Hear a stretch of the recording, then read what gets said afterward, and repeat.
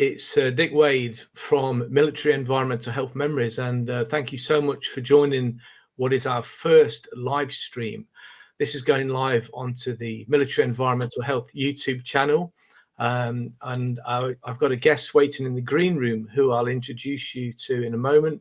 You see his name going across the ticker tape there. That's Mr. Ian Armstrong. Now, the aim of these chats before we bring Ian into the stream is very, very straightforward. We, as a military environmental health community, and I mean that in its widest term, it's not Army, it's across all three services, Army, Navy, Air Force, and indeed into different countries. It's not just the United Kingdom. The aim of this stream is to preserve memories. We have a lot of old friends, we have a lot of young friends, we're going to make a lot of new friends. But what we've noticed, particularly over the last few years, is our community is diminishing as people get older and sadly pass away or die through accidents. Then we lose the ability to talk to them and to get their memories and their recollections of their time in the service, whatever that service might be. So this project is to preserve those memories, have a chat with people, learn where they joined up, learn how they went through their military careers, good, bad and ugly. And I'm absolutely delighted to bring into the stream Mr. Ian Armstrong. Ian Armstrong, Major Retired Environmental Health Officer of the Royal Army Medical Corps. Welcome, Ian, and thank you so much for being the first person to put their hand up, and hat in the ring and join us. Welcome to the stream. Let's get started then. I'd just like to ask a few questions, and wherever this goes, it goes. It's free, and it's free flowing. We can go where we need to go. We've got a couple of people sat on my left who you are totally unaware of, who may pop in and say hello in a moment. Actually, they're in the green. They're in the green room. So let's go. Let's get stuck in there. So welcome. Just give us a little bit of background into Ian Armstrong, the military man. Take us from when you were a wee lad joining the army. Where did you join the medics straight away? Did you go straight into health? Over to you, Ian, for your little synopsis, please. Well, first of all, Dick, thank you very much indeed for setting this up. I think it's a great idea, and I look forward to hearing lots of other stories from other people, not just from the Army, but from the Navy and the Royal Air Force as well. My story is a bit unusual because I started school in 1948. It's a long time ago, and I left in 1960. So you can understand that most of my schooling was in the 1950s, when national service was still applied. Now, I came from a Royal Air Force family. My father was a career RAF officer, and my only military experience was really in the school combined cadet force. So I joined the Army section. Then I went to the RAF, then back in the Army, because I actually preferred the Army section. It was more interesting for me. I liked the flying, but the rest of it was not so much fun. Anyway, had national service still been going, I think my father would probably have claimed me, as they could do in those days. But national service finished in 1960 when I left school. So I left school and started a job in Kingston-on-Thames and later in London with retail distribution. I was working for department stores on a management course. And I finished up in John Lewis's in Oxford Street. And I thought, what am I doing here? I was sick of listening to women saying things like, is the basement still downstairs? And all sorts of daft comments. And it was not my kind of environment, and the wages weren't very good either. So what I did to supplement my income, which wasn't about £5 a week, I joined the Territorial Army. I joined the Queen's Royal Surrey Regiment, 4th Battalion, and had a year with them in which I got my driving licence, driving a truck around Clapham Common, Clapham Junction, round there. My motorbike licence in Stamford training area. I did really well. I was just a private buckshy guy wearing battle dress, the old hairy battle dress. Yeah. And then after a while, I thought, I don't think I want to stay in this retail environment. And a friend of mine, Dennis, he was called, lovely guy. We were walking down the Edgware Road. We passed the Army recruiting office and went in. And they said, "Oh, welcome, guys. You've got O levels. All right. REME for you." And we joined the REME. Both of us joined the REME. Oh, right. Okay. Royal Electrical and Mechanical Engineers, to study electronics. I was totally immature. I was 18 years old and thought, well, this sounds like a good idea. I don't know what my father thought. I think he was a bit concerned. And why would I go in the army? It's more comfortable in the RAF, you know? Yeah. Yeah. Anyway, I went in the REME, didn't actually like electronics, ended up as a driver radio operator in recovery section, REME recovery. And I was posted to Dortmund in Germany. And I had 3 years there, working, just driving trucks up and down the Autobahn and backing them back to Holland. And it was great fun, 20 years old then, you know, just having a jolly old good time, and no real ambition to do anything more than that. Brilliant. And then my boss, who was a major, Dan Newman, called me in. He said, what are you doing with your life? You're only 21. You've done absolutely nothing except driving trucks around. You're better than this. You've got some good at science O levels. And because you've done things like zoology and biology and that, you're better off in a different corps, probably the REMC. Right. So I transferred out after 3 years to the medical corps. Straight in, yeah. Straight out of the REME into Keogh Barracks, and then maybe do recruit training again. Can you imagine? After 3 years, not just me, but there was a Royal Marine came into the REMC at the same time, and we went through the training, and I was awarded for my sins the academic prize, a silver tank, you know, British tankard. The Marine was awarded best recruit. Yeah. And we both said, look, we don't want these. Give them to the guys who just joined. Give them some incentive. Said, no, you've got to march out and collect these yourselves. So I went out and got mine. The Royal Marine went out with that 20 medals on his chest to get best recruit. I mean, it was absolute bizarre, you know. That is brilliant. I love it. Anyway, we became, as you did in those days, you had to become a nursing orderly, a medical assistant, you know. And then I went on to become a lab tech. Oh, right, okay. And I started training at the Leishman Laboratory in Aldershot, the hospital. Loved it. It was great, the white coat. And all of a sudden there's nurses, because in REME there's nothing like women, you know. It's all of a sudden you're in the hospital environment, and wow, you know, white coat, smart, bollocks, you know, really good. So that was great. And then unfortunately, I became ill. I had a testicular cancer. Right, okay. And I was sent off to Millbank, and that was like a death sentence. When you were going to Millbank, that was where everybody died, you know. So I thought, shit, excuse my French, but I thought this is not good, you know. But anyway, I went to Millbank, and as an inpatient, I was over at the college studying to be a lab tech, but I couldn't concentrate. All the radiotherapy was making me quite ill. So I ended up thinking, I don't really want to do this anymore. Hospital, don't really fancy that. And I met a guy called Ray Rattenbury, who you may have come across. Yeah. And he gave me a copy of Clay's Introduction to Environmental Health, you know, the Clay's book. The big tome, I do. That's it.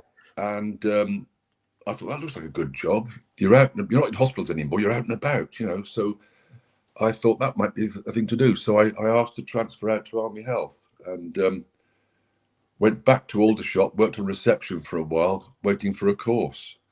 Brilliant. And that was me into Army Health, 1960.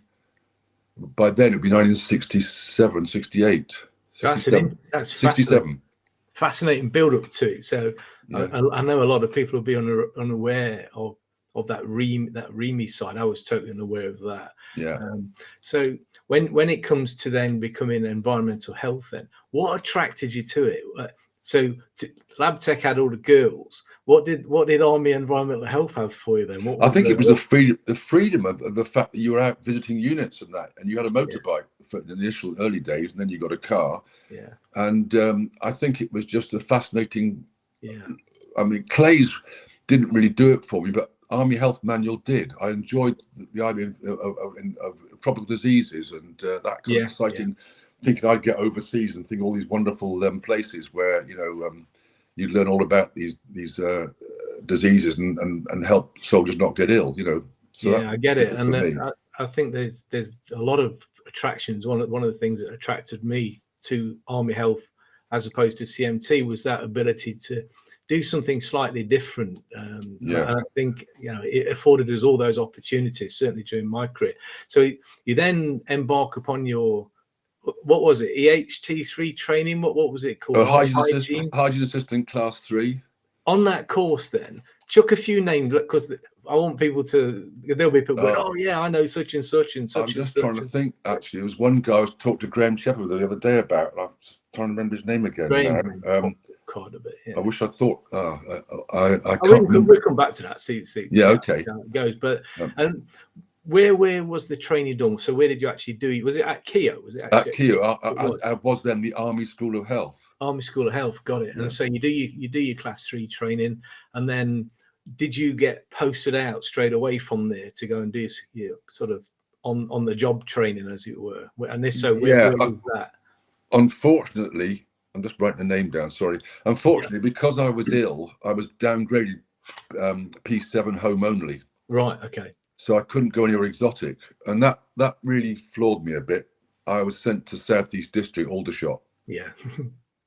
Which I had some fun, but it didn't really light my fire, you know. Yeah. Well, I know that. I've been there. I did that as well myself in the early 90s. Not a bad place, but I know a lot of better places for sure. So little stint at Aldershot then. Did you stay there until you did your Army Health 2?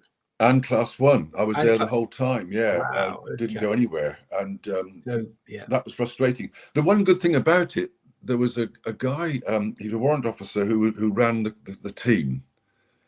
And I'm trying to think of his name, actually. Bowen, I think he was called. Yeah, okay. Yeah. Anyway, he said, I don't want corporals on my team, I want sergeants. Oh, okay. Now, I was still a private, acting corporal. But he got me acting sergeant. Wow, good man. And I was in the sergeant's mess. And then one day on Part 1 orders, it came out that the undermentioned is promoted to the substantive rank of Lance Corporal, Sergeant Armstrong. The RSM went absolutely blue. What the hell? What on earth's going on here? Who's this man in my mess? There's a Lance Corporal. That's it. Yeah, so I was the sergeant, and that was great. So I got the experience, and I also got married at the same time then, my first wife. And just after that, I was very lucky to get upgraded again. And from there, I went out to Singapore. Ah, good. So that's it. So now you're free to roam, free to travel, and go. Unfortunately, the Labour government at the time decided they would draw back from the Far East. So I got there. I took over from Graham Shepherd, who unfortunately had to come back because his wife was ill.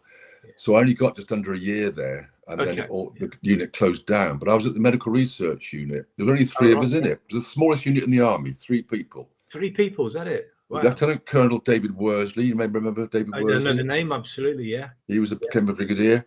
And there was 2 corporals. Me, I went down to corporal, but I thought I'll stick the sergeant and go to corporal, go to Singapore. Yeah, too right. And Terry Braithwaite was the other guy. And that was a great year, actually, because we were up country a lot in Malaya. And I had to hone my clinical skills back to lab tech, because a lot of the work involved taking blood off people looking for malaria parasite and doing paludrin tests. So I was going by helicopter into the jungle with my bag of syringes and taking 20 mils of blood off people and spinning it down on the beach, in a centrifuge. That's absolutely brilliant. Well, but that must, as you say, a great time for that period. Magic. Yeah, that was great. So at that time then, in Singapore, are you also getting out and about amongst the military units? Are you doing the proper hygiene? Okay, so it literally was the research side only there. We had the Hygiene Malaria Control Unit, HMCU, and MRU were co-located. Yeah, got it. There was a monsoon drain between us. Yeah, okay. And, to keep them away from you. We wore cloth badges and desert boots and scruffy sort of OGs. Yeah. The HMCU had bulled boots with hose tops and nice brass badges and everything else. And there was a little bit of rivalry. But it was good fun. Yeah, it was great. That sounds awesome. Yeah. And so, come to the end of that period there. Then, where was next? Where did they put you next? Where did you go? I was posted back to York. Yeah. To what was then Northern Command. Yeah. And while I was there, my boss, I forget who it was now, but he said, right, you need to go and get another O level. Yeah. I had to get physics, because my other ones were chemistry and biology and zoology and things like that. So he's lining you up for EHI training. Yeah, at this and stage. I did that at York College, and then got selected for the course. So yeah, then I did 4 years back at Keogh, and did the public health course. Yeah. So, and just because it was a different university. And what university were you attending? We went to what was then South East London College at Lower Sydenham. Right. Okay, so that was a 4-year course, and then you come out of that then as a freshly qualified environmental health inspector. I'm guessing at that time. Yeah. What rank are you at this stage, Ian? Staff sergeant. So you're a staffy EHI. Where did you end up next? Where was your next post? HQ London District. Oh, nice. Yeah, and that was brilliant, because while I was there, I went to Jamaica for about 12 weeks, I think. Wow. And that was a magic time. Oh God, that's awesome. What was that like? Training? Were you doing teaching? That was with the Grenadier Guards, just supporting the Grenadier Guards. Oh right, on a major exercise then. Yeah, it was a company exercise, and we built up, and then we ran the R&R place on the beach and the grill. Wow. That was hard work. Yeah, running the water ski boat, and Yeah. Sounds awful. You have my deepest sympathies on that. Yeah, that was absolutely. Yeah. But you recovered well from it. Yeah, and after just under a year, I went to posted to HQ Rhine area. Oh right, okay. And that was a magic posting, Dusseldorf. Yes. So in fact, I'm going back there in June with my 3 boys. We're going to do a trip round memory lane. And, let me interject this. So I spent in total 5 years in Dusseldorf. Did you? Yeah, HQRCZ, BFPO 34.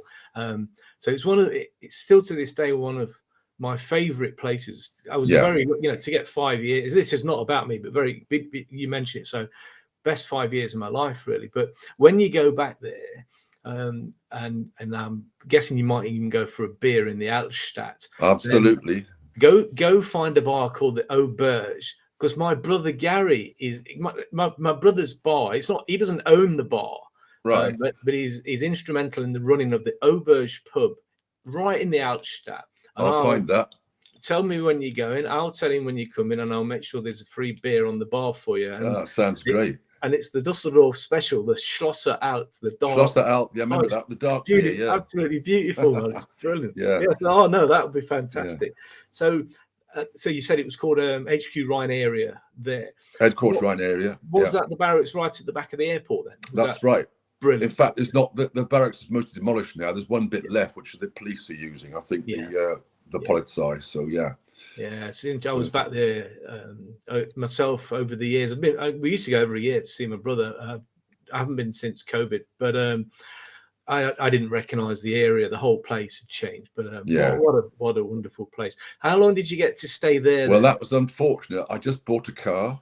Everything was going well, and then they decided I went back on my warrant officer's course. Yeah, back to Keogh. Back to Keogh. Yeah, and.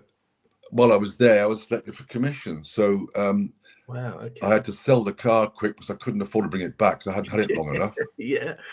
And I was broke. I thought, what do I want to do? Should I stay out here and not get commission, or look at the long-term plan? So I thought I'll take the commission, but then I was completely broke.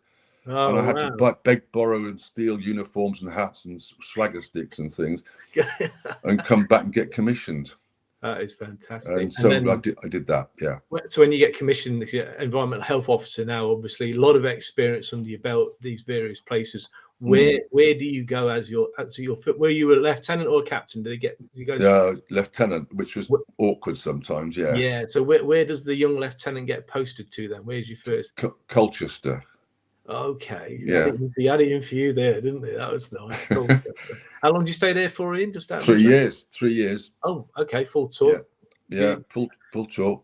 And then from there I went to back to Germany School of Army Health in Sonnenlager. Oh wow! Another place very, very close to my heart. And I remember fondly there was what was that? There's a guy. Was it Bedson?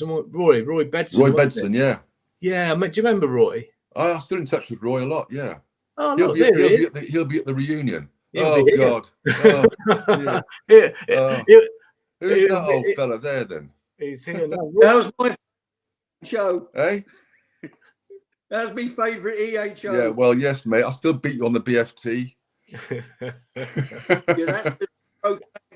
You're much younger than me. It's but better. Roy, thanks for popping in. Seriously, so Ian, Roy and I are always in touch. You know, we've kept in touch throughout the years, and we've had little trips to Berlin together. Which when Roy was the SMI at the School of Health, I was again, fun enough, at RCZ in Dusseldorf, and Roy and I had a little trip to Berlin, the contents of which we couldn't possibly broadcast on this channel, but. Yeah, I remember the Moncherie. Oh, okay. Say no more. Well, you mentioned it, so let's talk about the Moncherie. So that was that educational establishment in Berlin. Yeah, very educational. Yeah, where we had a big oyster, like a big oyster. That's it. Yeah, that's the one. Yeah, it took me 4 hours to get Roy out of that. My driver was in there the whole time. Well, yeah, we won't go. Happy days. Yeah. Well, listen briefly then.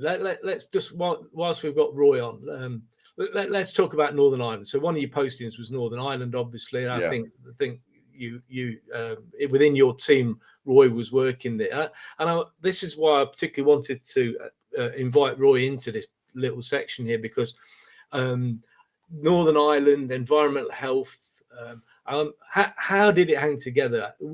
Were you out there did you go out together? Were you guys, tell me how it hung together in Ireland. What was the role out there for an environmental health officer stroke technician? What were you doing? I think it was what you made it, really. And I was out all the time. As Roy will tell you, we were always out flying from Bestbrook out to the locations and being with the lads, because that's what we felt was the job. I know there are one or two that perhaps didn't go out anywhere.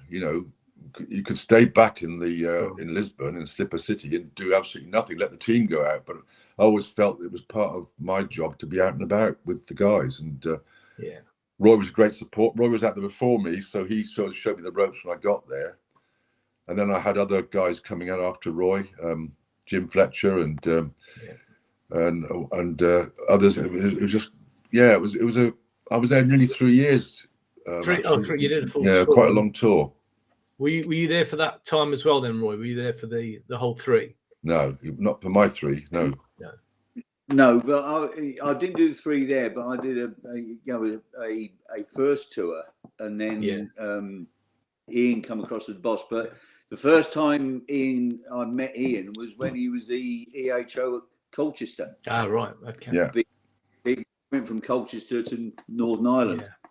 So no, it was as Ian said, Northern Ireland was a place where I think you could make it whatever you want, but the most fun was out with the lads. Londonderry, South Armagh, Fermanagh, drinking poutine and whatever that is.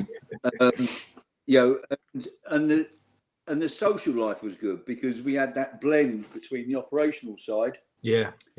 Good social life within the messes at Thiefel Barracks. Yeah. And also social life with Musgrave Park Hospital, the TA Field Ambulance. It was an excellent tour, and it may not be the purpose of this, but I think the relationship between the EHO, the EHI, or EHT in a very small team is also important, because if that relationship doesn't, then the service to the lad just goes completely out. So, I sort of sum Ian up as a sort of a reasonable boss, but now I know he's ex-REME. Served in Buddy Lewis's, right? Mostly selling underpants and gussets and what have you. But Are you being served? Yeah. Well, spot the difference. Yeah. Are you being served? Yeah, sorted. But no, it is good that environmental health teams, wherever they are, must have a relationship between the EHO, the EHI, the EHT. No, you're right. And definitely trade. No, I couldn't agree more. And wherever, so it doesn't matter where you're serving. Like, it's a small group, isn't it? It's only ever going to be 4 or 5 people, and that's critical. Good leadership, good middle management. and that's going to enable the kids coming through, the younger ones, to learn and develop as well. Just to go back to Ireland for a minute, because I'm really intrigued about the issues. So from an environmental health perspective then, so what are we dealing with out there? Because there must be such a diverse, you got overcrowding, and was there any particular theme as to problems or environmental health problems out there? Well, from my point of view, I think it was mainly to do with accommodation in rural areas. Some of them are underground, and we had problems with methane gas leaking into the accommodation.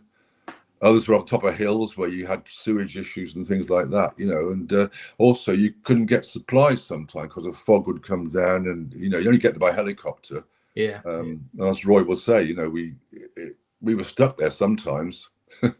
And you have a laugh wherever you are. Yeah, got to make the most of it, haven't you, really? So what we'll do then, Roy, I'm going to say thank you for joining us as we close the chapter on Northern Ireland, my friend. I appreciate it, and I look forward to seeing you, as no doubt Ian will as well, very soon when we all get together in April.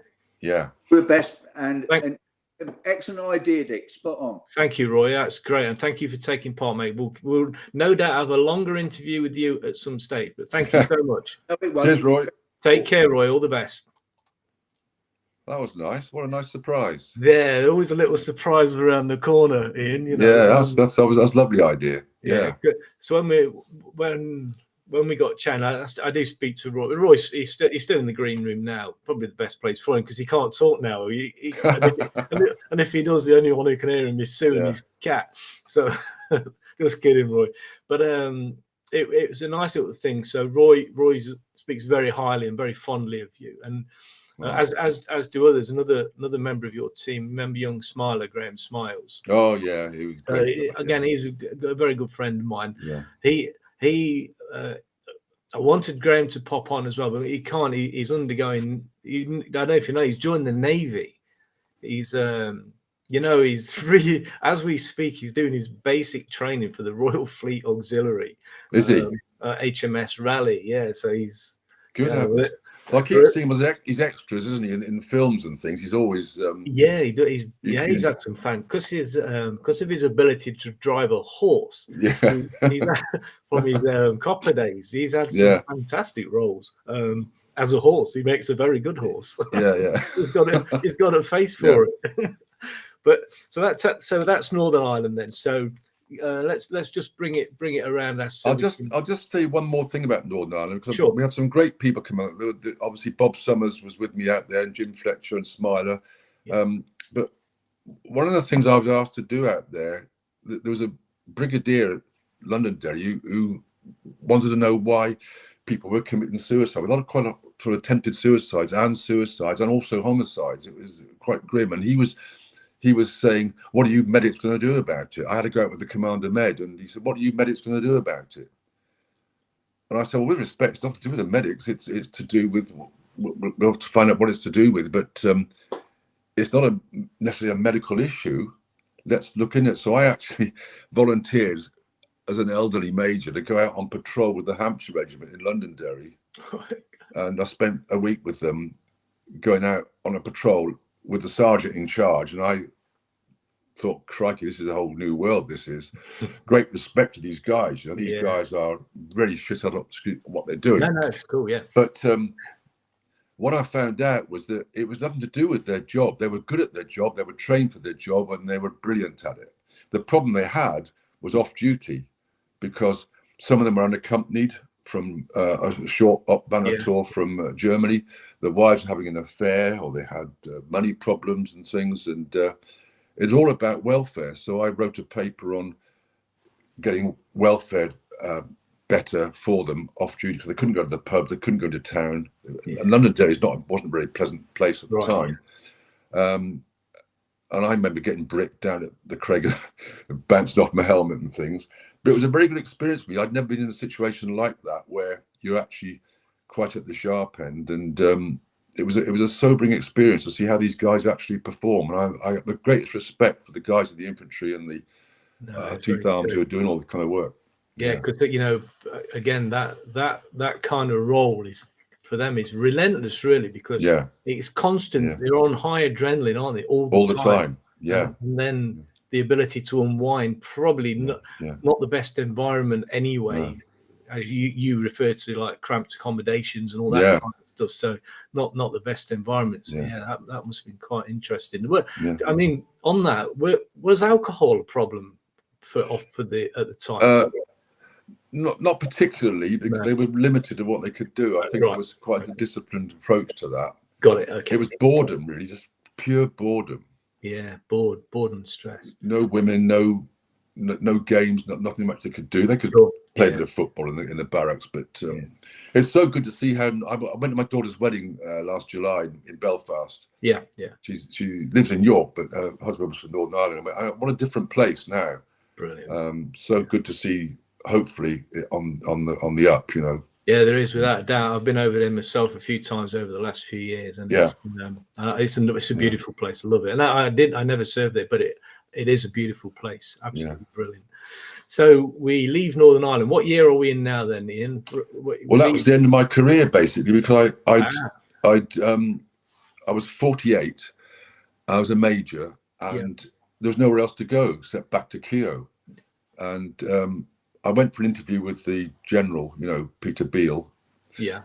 I said, look, I don't want to leave the army, but I don't see anywhere else I can go now. I'm too high. The rank's too high. I'll go back to being a Star Sergeant, you know.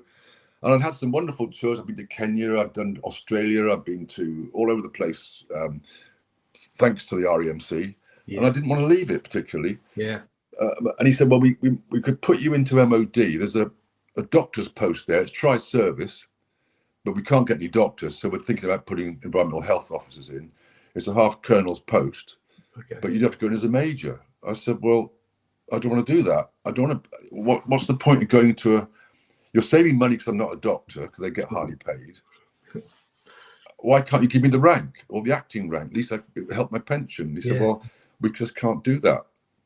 So I decided I would. That was it. I thought, well, I don't want to go beyond 50, so I was 48, and I got a very good job offer. Graham Shepherd got me into working with Trust House 40 Hotel Group and restaurants.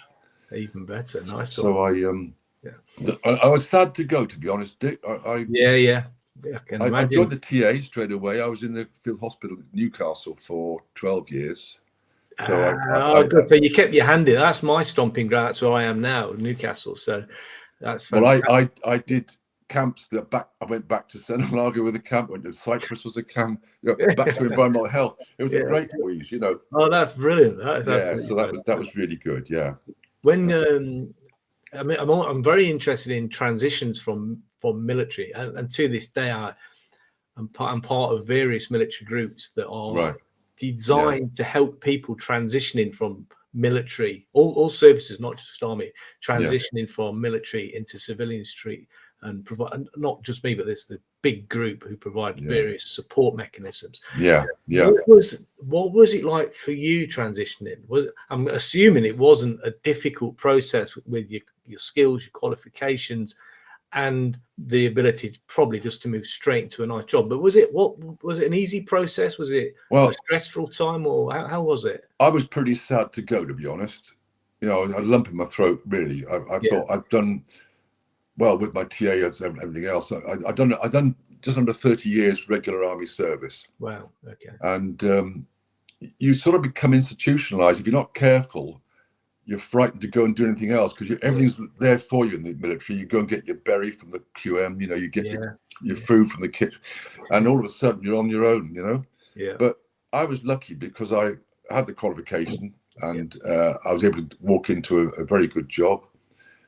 I started my own company later on when Trust House 40 folded up. I worked for Jeff Ward for a while.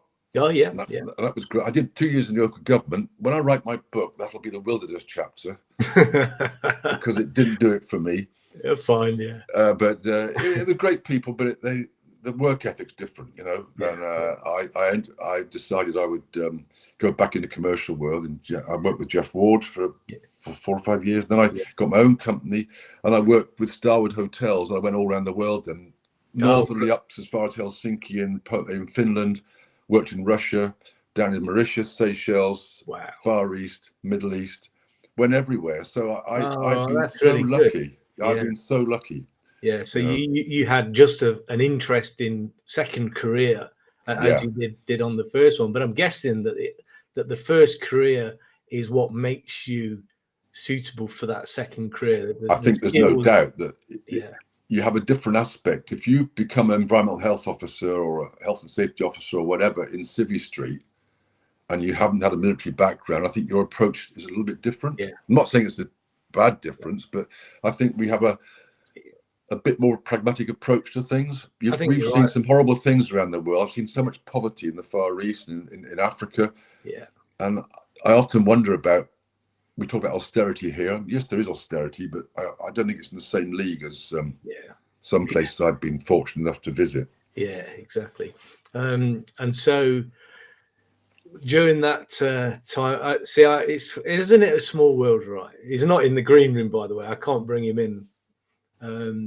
I was at Alnwick Castle a while ago. I do some part-time work for the Northumberland estate, Duke of Northumberland. I love Alnwick Castle up there. It's beautiful. It's wonderful. I love it. Yeah. But one of your mates works there, and so one day I'm just chatting away to people, blah blah blah, and I happened to be talking about being ex-military and ex-military environmental health, and there's this new bloke there, and I could see him out the corner of my eye wigging. So anyway, once I'd finished my conversation, I didn't know this fella. He'd literally just joined the estate a few days earlier, and he went, "Can I have a little word with you?" I went, "Yeah, of course you can." Because Army health, environmental health, drain sniffer, yeah. He goes, "I used to know a fella who did that." He goes, and he works in hotels and stuff on a consultancy basis. And I said, "Well, why don't you tell me his name? Because there's a very good chance, given the size of Army health, there's a very good chance to know him." And he went, "Oh, was it somebody Armstrong?" I went, "Yeah, was it Ian Armstrong?" Anyway, it's Bernard Bloodworth. Bernard, yeah. Well, and the rest is history. And big guy, yeah. He's a big fella. Yeah. And he speaks again. It's a shame he can't pop things. He speaks very highly of you. But give him my best regards, won't you? I will, and I will do that next week. So I'm seeing him next week. But the interesting thing is, something you've mentioned about a certain attitude of the ex-military environmental health, blah blah blah, pragmatic, get things done, different approach. That's what he remembers about you. Oh, really? Yeah, in a very, very positive light. The approach to doing stuff and getting things done in a way that doesn't put anyone's nose out of joint or anything like that, but and the goal gets achieved at the end of the day. So Bernard's now in charge of there's a brand new £8 million hotel literally outside Alnwick Castle that the Duke of Northumberland's just opening. It's opening this year, and Bernard's that's his project. He's the boss of the Bailiff Gate Hotel. So wonderful. Okay. I went round it with Bernard 2 weeks ago. Still predominantly a construction site, but it's not that long to own. So that's fantastic.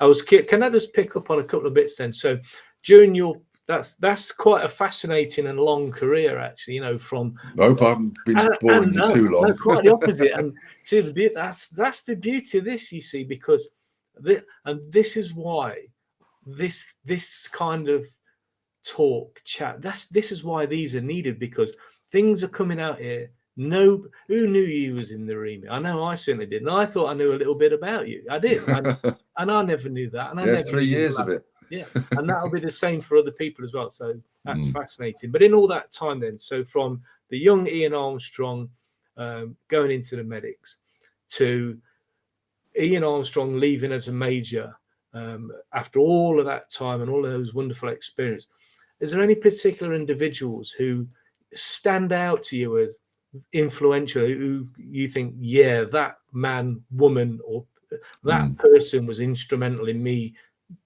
doing what I wanted to do? Is there anyone that stands out? There's one guy, there's a lot of people that I've known to all over the years, but the one guy that put me on the right path was the major officer commanding 5 infantry workshops in Dortmund, Major Dan Newman. He'd come from the Canadian REME, and he's the one who kicked my ass basically and said, right, yeah, get over there and get some you've help. got a lot more going for you than you're in the wrong outfit. Yeah. But since then, I mean, David Worsley, who was my colonel in Malaya, he gave me a lot of good advice as well. Yeah. Environmental health wise, there's loads of them. I've got a lot of great friends in it. All of them have had an impact on me, you know. Yeah. And I think what it does, when you leave the military, nobody cares about your rank or how many medals you've got, or, you know, they're not interested. And I think it's you've got to face that. There was one Army Catering Corps major who left the Army. I remember this story. Yeah. And he got into his new job and he put a big model tank on his desk because he'd been presented it, you know. And it was like, look at me. And nobody wanted to look at him. He couldn't leave it go. He could not leave the military go. He wanted to be called major all the time. I don't want to be called major. I'm not interested in that, you know. Exactly. But there are one or two people who can't let go, and you have to let go. Yeah. And I think I've met people who've since left the military who've let go, and that's where I am at it. You know, it was a great time. It was a period, but now you move on to something different. And you go on and you move on to life number two. And I think you're testament to the fact that there's a great life number two post-military. Yeah. Use the military, enjoy it, have a fantastic time, meet all of those wonderful people who literally will be your mates forever. Absolutely will, yeah. And then carry all of that forward and all of your skills, which are so sought after in Civvy and on you go to great things in Civvy as well. I'll tell you one last thing that when I left the REME and I had to do this basic training again, had to go on an exercise in Dartmoor, and we're in the back of a 4-tonner, and I knew it was going to have a crash because the guy was going far too fast along very narrow lanes, and we rolled over, and we all got thrown out. But because I've been in the REME, I knew what to do in terms of getting the petrol turned off and everything else. So my REME days weren't a complete waste of time. No, came in handy there. Ian, I'm going to bring it to a close in a moment. Before I do the wash up, if there's any young kids coming through now, whether they be Army, Navy or Air Force, and they're thinking of a career, because obviously environment health tri-service, they're all trained together, tri-service at Whittingham now. What sort of word of advice or any sort of pointers or sage words that you would give to people thinking of coming into what is the environmental health trade? I thought it's so different now, Dick. You know, I've been out over 30 years. I don't know what the operational situation is like these days. I mean, we had the Army School of Health, then it became the School of Army Health, then it became the Environmental Health Division. It got smaller and smaller and smaller. Yeah. And we did have 1 or 2 RAF people, I think, when I was at Keogh training, and I think a couple of naval from working with the Marines, but I don't know much about what's happening now. I don't know what the opportunities are either. But I would say that, am I right in thinking they don't do PHI training anymore? They do a different degree or something? I don't know. But whatever it is, you keep an open mind. Sure. It's only as good as you want to make it. I think it's the best career choice I ever made. Yeah. Or being pushed into. Yeah. And having been ill at the time with my testicular cancer, and making decisions, lab tech was very white coats and up front nurses in the hospital environment, but it's limited outside of the Army. It's a job where you're indoors. The fact is you're out and about on your own. You keep an open mind and you make it what you want it to be. Yeah, exactly. But you've got to get on with everybody else. You've got to have a pragmatic approach to people. You know, the first EHI I ever met, local authority lady, was giving me some grief about some brickwork on a wall, saying it wasn't conducive to being food friendly. I said, well, we're not in a kitchen, we're in a restaurant. And she said, well, I've checked the law on this because it's rough. I said, yes, but it's a restaurant. We're not cooking in here. So we're not exactly knee deep in cholera corpses, are we? and she couldn't understand it. And I felt you've got this pragmatic approach, and I think the Army does that for you. I think you're right. It's a great career. I'd recommend it to anybody. I really would. That's absolutely fantastic. So in Washington, we'll bring Roy back. He's still awake because I can see. Oh, he's awake now. I can see him out the corner of my eye. We'll bring Roy in a minute to say goodbye. But Ian, what I really want to say, and I genuinely mean this, thank you so much for being the first person to come in. It's been really enjoyable, and my pleasure. And he's given what I knew it would be. It would go off on tangents and REME and this and that's really interesting. It's very, very interesting to me. It's come across really fantastic. I think it comes across as you are, an approachable, friendly, a good egg, and people will see that. And I'm hoping this will encourage others to join as well, because I think it's really, really important. So I say thank you so much to that. Let's bring in Roy Bedson for a final. There you go, Roy. You're in the show, my friend. And yeah, Roy. Get your hair cut, mate. This is all trimmed. This is styled. It's been an absolute joy, guys. Thank you. And I hope we get a lot more people coming in. I've got some great friends in environmental health. Been kept in touch all these years. Graham Shepherd lives just down the road from me here. Cool. I see Jim Fletcher quite often. We meet up at different things. I'm looking very much forward to seeing you guys at the reunion in April. That's going to be another that's blast. Going to be good too. I'm in my 80s now. I'm finding it a little bit hard. I've got a walking stick, but at the end of the day, you've just got to get on with it. Life's too short, and I've had a great life. I've had 2 amazing careers, and I'm looking forward to hearing other people's stories as well. Brilliant. Even yours, Roy. Mine will be edited. Yeah, strongly edited. Gentlemen, it's been a pleasure. Thank you so much. And Ian, seriously, you've been an absolute star. Thank you very much indeed. Wish you all the very best. Thanks, mate. Pass on my best to your boys, and we'll see you in April. Thank you. Yeah, I must get my boys up. Actually, they'll all remember you, Robert particularly. He and Tony. Yeah. Okay. Take care. Thanks for setting it up, and all the very best. You're all the best. Thank you. Cheers. Take care. Bye. Thank you. Bye.